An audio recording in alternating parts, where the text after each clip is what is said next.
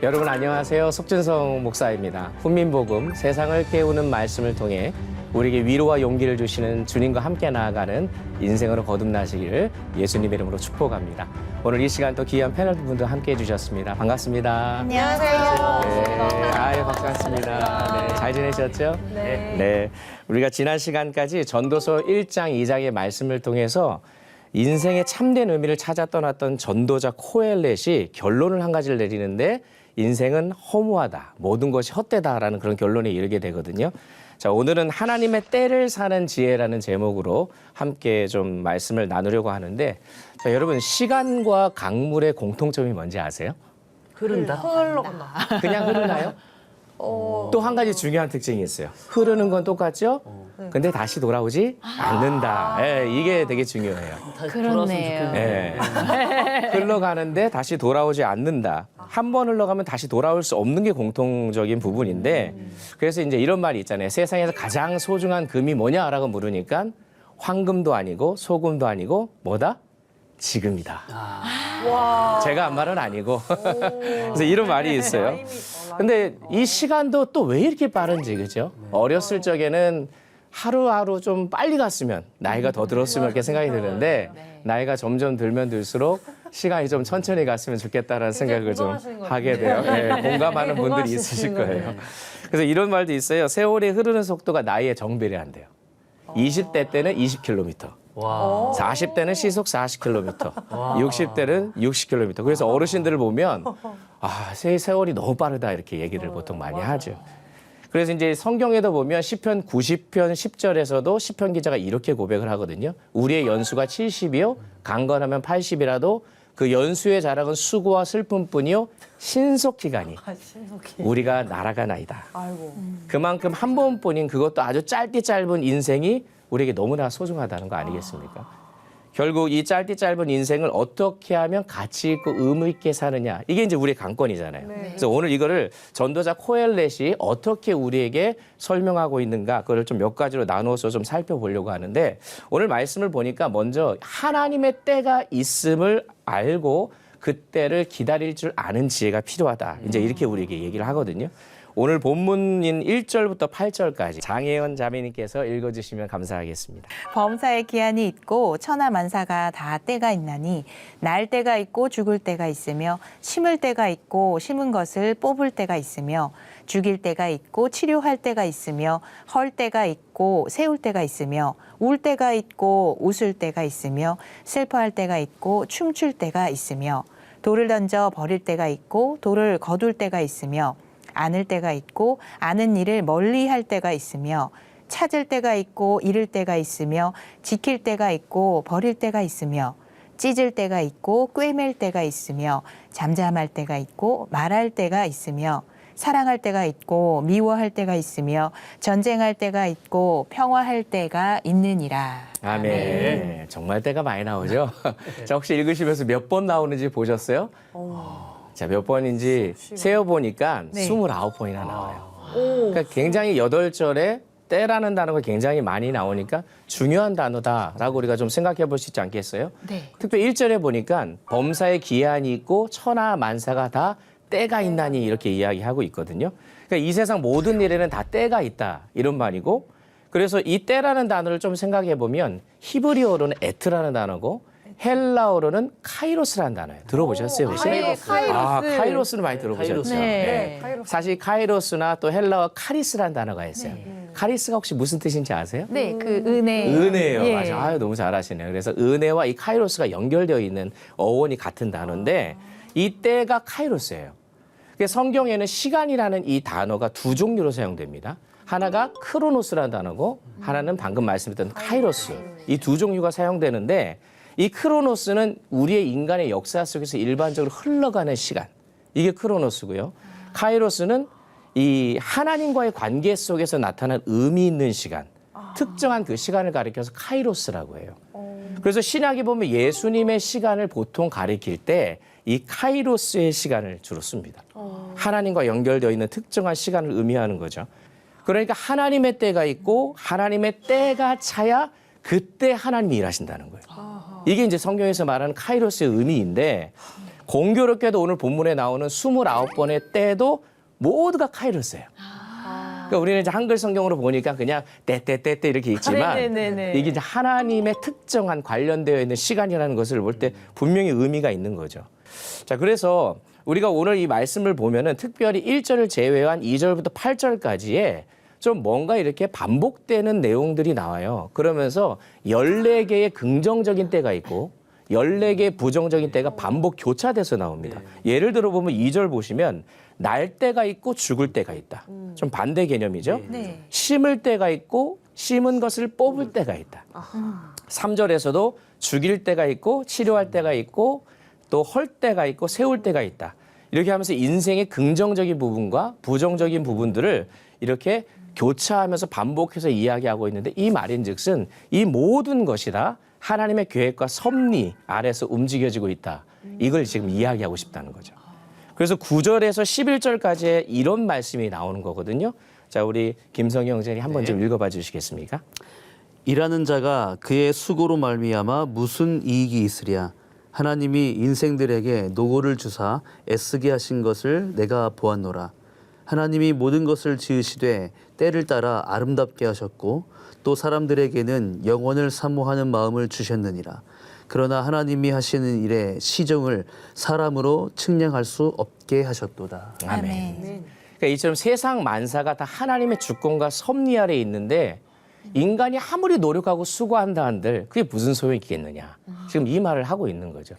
삶을 다 득도한 것처럼 지금 이제 얘기하고 있어요. 그러니까 한마디로 다 헛되다 이렇게 계속 얘기합니다.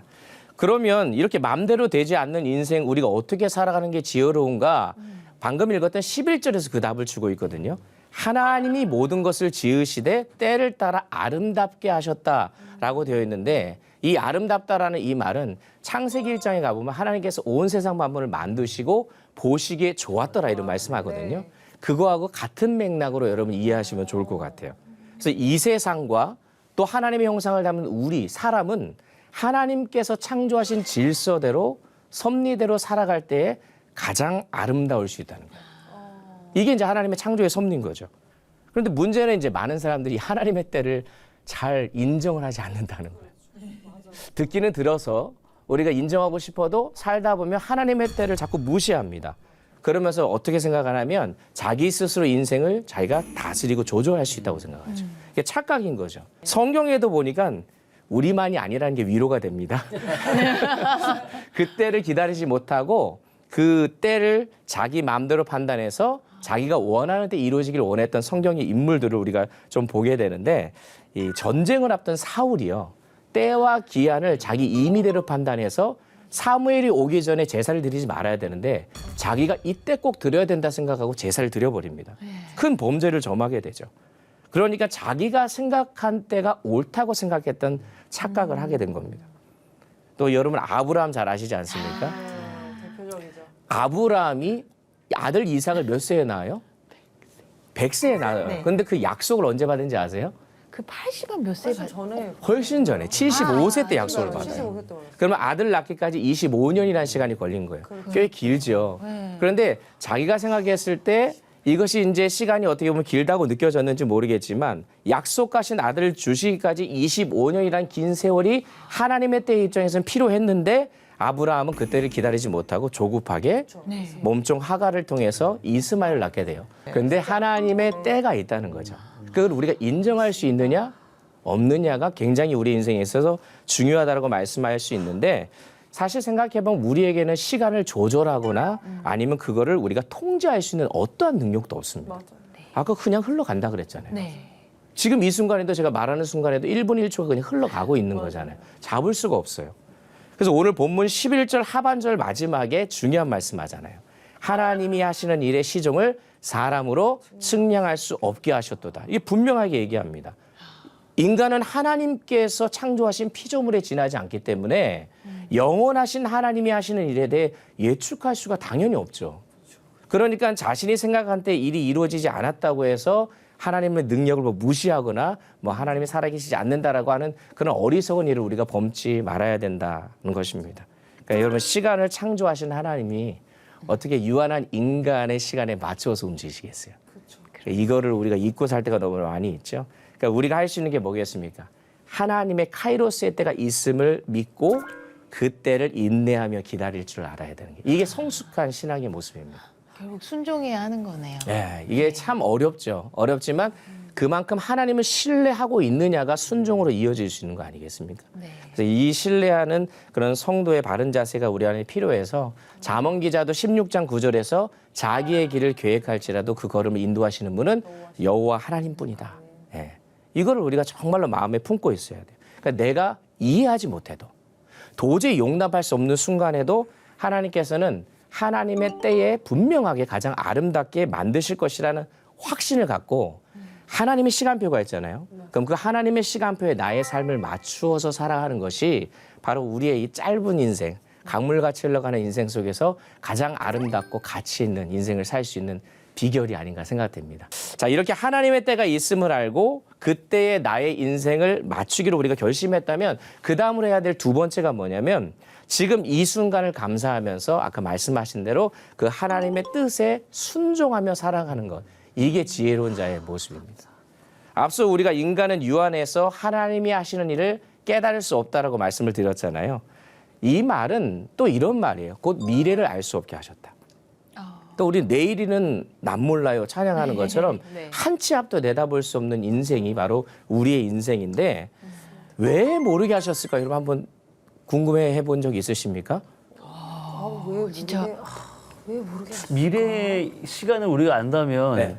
계획성 있게 살지 않을 것 같은데요. 아 그래요? 네. 그러면 그거를 위해서 그냥 알아서 펼쳐지니까 이게 어차피 결과가 뭐 결 이렇게- 있으니까 네. 네. 굉장히 좋은 의미인 것 같아요. 또 다른 게 있을까요? 이유가 뭘까 진짜? 근데 이유가 있을까요, 없을까요? 하나님이 우리에게 미래를 알려주지 않은 이유가 있어요. 굳이 생각할 필요 없다는 거예요, 결론은.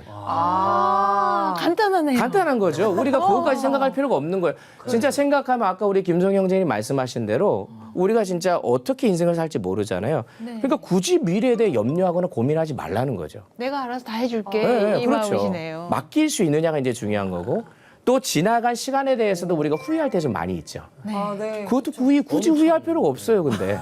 지나간 거니까. 강물처럼 흘러간 건 뭐 잡을 수 없는 거 아니겠어요? 그쵸. 그러니까 지나간 일에 대해서 후회하는 것도 미래에 대한 고민과 염려하지 말고 그보다 더 중요한 게 있다는 거죠. 지금 이 순간이라는 거예요. 우리 지금 함께 하고 있는 이 순간이 중요하다는 거예요.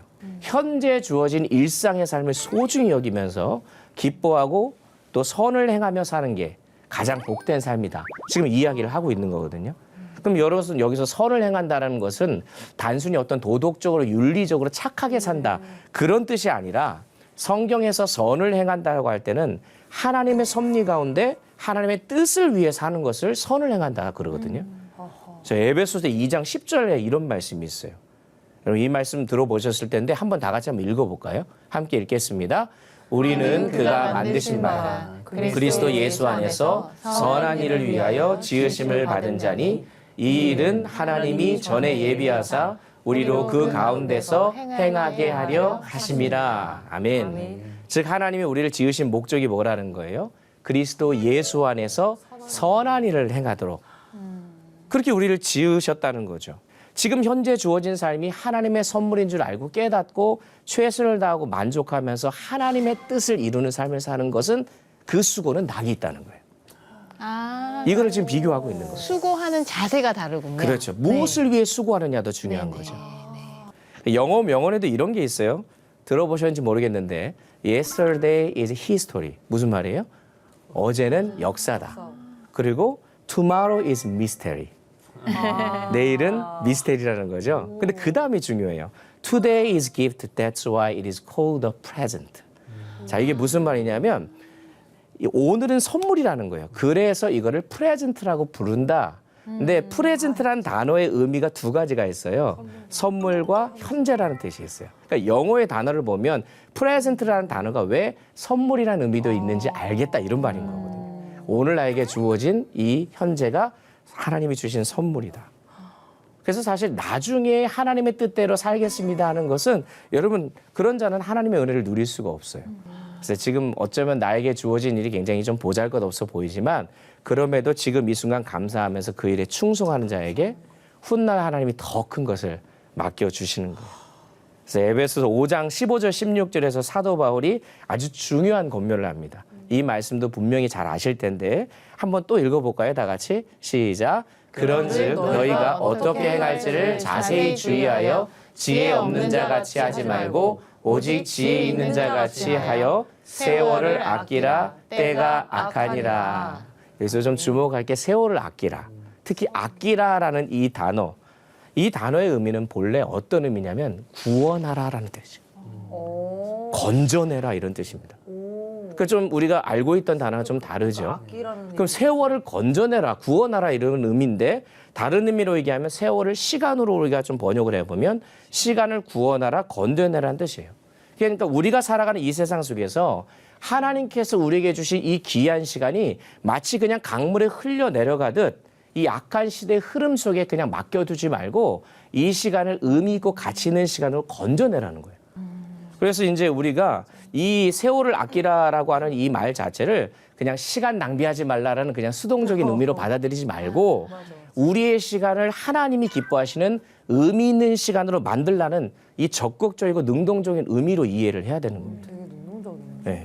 그래서 지난 시간에도 한번 말씀을 드렸는데 까르페 디엠이라는 라틴어 이 말이 있는데 이게 오늘을 잡으라는 말이에요. 현실, 지금 이 순간을 정말 하나님이 원하시는 의미 있는 시간으로 잡고 건져내라. 어떤 그런 의미가 그 안에도 담겨져 있는 거죠. 시간은 동일하게 주어졌으니 그 시간 안에서 나에게 맡겨준 그거를 위해서 내가 얼마나 열심히 최선을 다하고 있느냐. 이제 그걸 물으시는 거예요. 그래서 지금까지 사실 하나님은 저와 여러분에게도 이미 시간을 주셨죠. 그걸 맡겨준 것이 있습니다. 그럼 하나님 물으시는 거죠. 내가 너에게 준 시간 속에서 너에게 맡겨준 것을 얼마나 최선을 다해서 했고 남겼느냐. 우리가 어떻게 대답할 수 있겠어요? 좀 민망하죠. 그렇죠? 그만 늦지 않았다는 거예요. 그래서 지금 오늘 나에게 주신 오늘, 지금 이 순간을 감사하면서 하나님의 선한 일을 위해서 힘써서 이 하나님의 시간인 카이로스의 시간을 나의 삶 속에서 계속해서 만들어내는 작업. 이게 우리에게 굉장히 필요할 거라고 생각합니다. 이게 오늘 전도서 기자가 말하고 있는 거거든요. 자, 마지막 세 번째로 하나님의 섭리와 영원함을 깨달아서 하나님을 경외하는 삶을 살아야 한다라고 오늘 이제 말씀에서도 얘기해요. 자, 이 부분을 좀 우리 14절, 15절 말씀 우리 박찬송 자매님 좀 읽어봐 주시겠습니까? 하나님께서 행하시는 모든 것은 영원히 있을 것이라 그 위에 더할 수도 없고 그것에서 덜할 수도 없나니 하나님이 이같이 행하심은 사람들이 그의 앞에서 경외하게 하려 하심인 줄 내가 알았도다. 이제 있는 것이 옛적에 있었고 장래에 있을 것도 옛적에 있었나니 하나님은 이미 지난 것을 다시 찾으시느니라. 아멘. 아멘. 지금 이 전도서 기자가 하나님 행하시는 모든 것이 영원한 것이다. 지금 이렇게 얘기하거든요. 하나님의 섭리와 계획이 너무나 완벽해서 우리 유한한 인간이 뭐 더할 수도 없고 덜할 수도 없다는 거예요. 하나님이 계획하고 섭리해 놓으신 것은 영원하고 완벽하니까. 그럼 그렇게 하신 이유가 뭐냐라고 하니까 하나님을 경외하기 위해서라는 거죠. 그러니까 연약한 우리로 하여금 하나님만 의지하는 존재로 살아가도록 하시기 위해서 하나님의 시간과 계획과 섭리 속에서 우리가 어떤 것도 건들 필요가 없도록 만들었다는 겁니다. 그러니까 자신의 존재가 누구인지를 깨닫고 하나님의 뜻과 섭리를 제대로 아는 사람은 하나님 앞에 엎드릴 수밖에 없어요. 그리고 무엇보다도 마지막 15절이 기록하고 있는 대로 지금 있는 일도 오래전에 있었던 일이며 앞으로 일어날 일도 전에 다 있었던 일이다. 이 말은 하나님의 계획과 섭리는 예나 지금이나 영원토록 변함이 없다는 거예요. 그러니까 그런 하나님 우리가 어떻게 경외하지 않을 수 있겠냐는 거죠. 그러니까 하나님의 크심을 알고 또 오늘 찬양의 가사처럼 나의 자금을 알고 그렇게 될 때 하나님을 경외하는 자로 살아갈 수밖에 없는 거예요. 그러니까 우리는 하나님 누구신지를 알아가는 일에 힘써야 되고 하나님을 알면 알수록 내가 누군지를 깨달아요. 이것만 하면 되는 거예요. 그럼 하나님을 두려워하고 경외하는 그런 삶을 살게 됩니다. 자, 그런데 앞선 11절 말씀 중에서 중요한 문구가 하나 있어서 그 부분을 좀 한번 여러분으로 살펴보고 오늘 강의를 좀 정리를 해보려고 하는데 하나님이 우리 인간에게 어떤 마음을 주셨다 이런 표현을 합니다. 영원을 사모하는 마음을 주셨다. 그러니까 저나 여러분이나 다 영혼을 사모하는 마음을 주셨다는 거예요. 이건 믿지 않는 사람들도 마찬가지입니다. 그러니까 왜 그러냐면 인간은 영혼을 사모하는 마음을 주셨다는 그 말 뭐냐면 이 세상의 다른 것으로는 인간이 만족할 수 없도록 만드셨다는 거예요. 그 영원한 것으로만 채울 수 있다는 거죠. 그러니까 참된 만족을 줄 수 있는 것은 유한한 이 세상에서 내가 기대하고 소망하는 다른 무언가가 아니라 오직 영원하신 하나님만이 나의 목마름을 채울 수 있는 그런 분임을 고백하는 거예요. 사실 이 부분을 좀 여러분하고 오늘 좀 말씀을 좀 나누고 싶었는데 하나님이 이 세상을 창조하셨을 때요. 때와 시간, 그러니까 시간과 공간은요. 하나였어요. 하나. 하나님 이 세상을 만드셨을 때 보시기에 심히 좋았더라라고 말씀하셨을 때에 그때의 시간과 공간은 지금과 같지 않았습니다. 영원이라고 하는 시간과 영원이라고 하는 그 공간이 인류 최초의 인간인 아담과 하와에게 주어졌었어요. 근데 여러분이 잘 아시는 대로 타락한 이후에 이 영원한 세계의 공간 자체가 이제는 영원이라는 그 시간 속에서 살던 그들이 더 이상 영원한 세계와 공간에 살 수 없도록 되어진 거예요.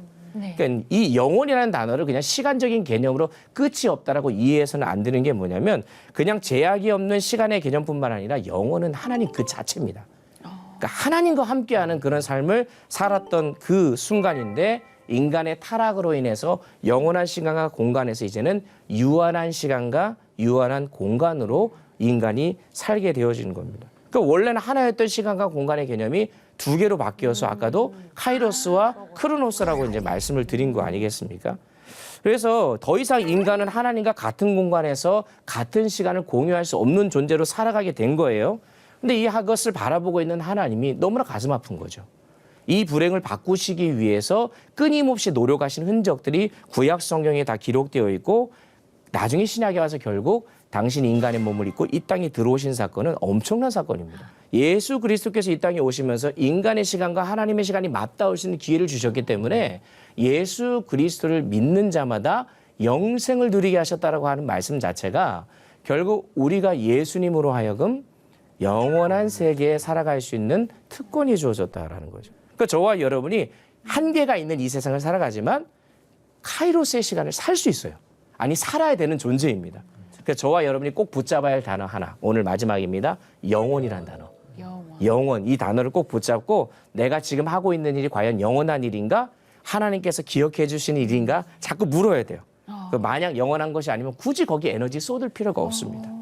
바라기는 유한한 시간 공간 속에서 살아가지만 영원한 시간과 공간을 하나님과 공유하며 살아가는 지혜로운 백성들 되시기를 소망합니다. 오늘 강의는 여기까지예요.